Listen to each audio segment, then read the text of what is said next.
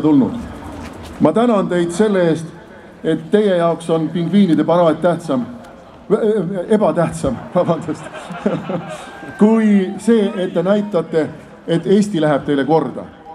Te ei lase ennast peibutada kleitidest, smokingitest, frakkidest, ordenitest ja punastest vaipadest, vaid olete seal, kus on teie süda. Aitäh teile! Aga minu kõne, mis siin peas on täna päev otsa keerelnud, räägib natuke muust. Ajaloolasena lähen ma tagasi aastasse 1217, kui Pihkva ja Latkale vastaste sõjakäikudega kuulsust kogunud Lembitu kogus Navesti jõe kaldale 6000 meest üle kogu Eesti. Nad seisid seal ja ootasid liitlasi. Liitlane, Novgorodi vürst, jäi oma vägedega tulemata. Sellest hoolimata astus Lembitu oma malevaga sakslaste, liivlaste ja latkalite vastu välja. Me teame, et see lahing kaotati. Me teame, et Lembitu langes, ta pea raiuti maha ja viidi võidumärgiks Riiga.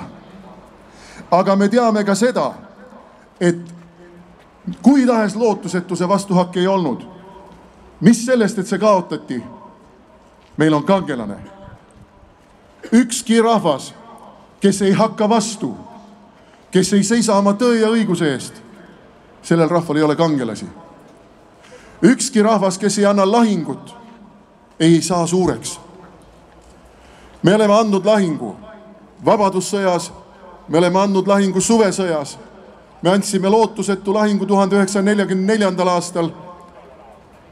Me oleme võitnud ja me oleme kaotanud, aga meil on kangelased.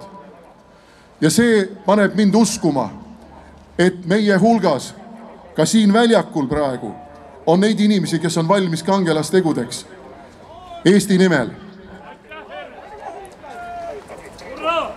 Me oleme praegu ajahetkes, kus maailm on liigestest lahti.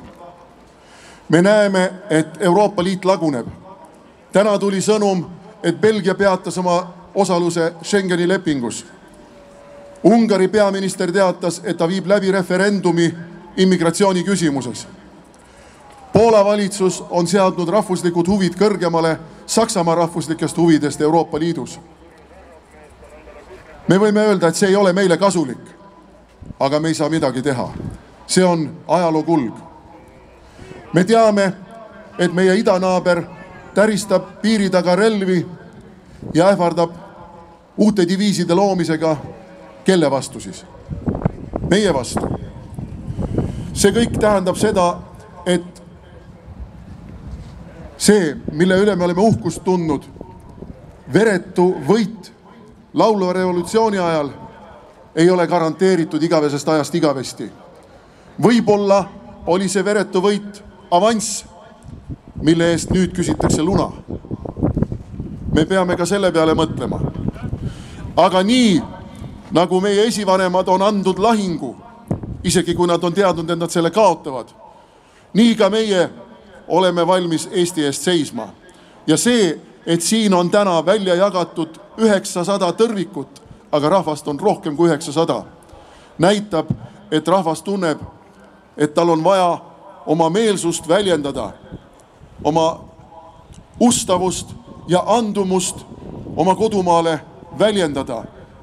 Ja loomulikult on inimestel vajadus tunda, et nad ei ole oma mõtetega, oma pühendumusega Eestile üksi.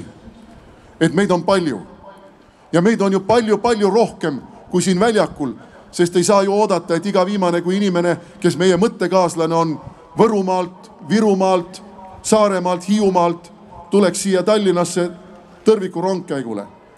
Veel nad ei tule, aga võib-olla järgmisel aastal juba tulevad. Ma ei pea teid kauem kinni praegu oma kõnega, sest südamel on palju. Ma ütlen ainult nii, nagu ütles üks väejuht oma väele enne lahingusse minekut. Mu süda on raske, sest ma tean, et lahing saab olema raske. Aga mu süda on kerge, sest ma näen, et ma ei pea seda lahingut andma üksinda, vaid et ma olen koos teiega ja teie olete koos minuga. Me oleme koos ja kui me oleme koos, siis ükskõik, mis tormituul Eestist üle ei käi, tegelikult oleme me võitmatud. Hurraa, elagu Eesti! Ja nüüd